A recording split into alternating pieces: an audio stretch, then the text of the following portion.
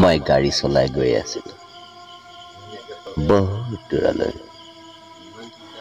টেম্পুখনত দিনটো ঘূৰিলোঁ, মানুহে নাপালোঁ।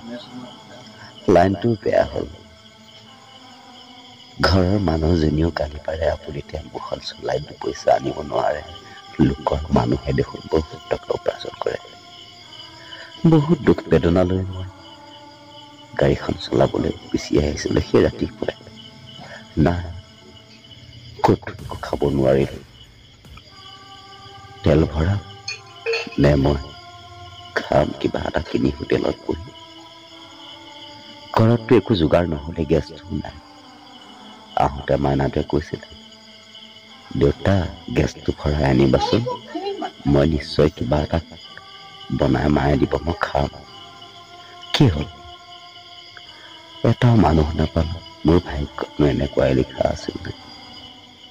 বহুত দুখেৰে মই ঘূৰি ফুৰিলোঁ গোটেই দিনটো চহৰত, এইটো মূৰৰ পৰা সিটো মূৰলৈ। অৱশেষত এটা ৰিজাৰ্ভ পালোঁ। ৰিজাৰ্ভটোলৈ মই গৈ আছোঁ, কিন্তু অকস্মাতে দুটা পোহৰে মোক আগুৰি ধৰিলে। তাৰ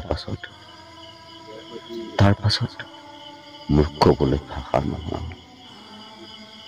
মোৰ মনত পৰে, মই যদি সেই গেছটো নিব পাৰিলোহেঁতেন ঘৰলৈ 100 টকামান ভৰাই, নিশ্চয় মোৰ মাইনাটোৱে আজি লঘোণে নাথাকিলেহেঁতেন।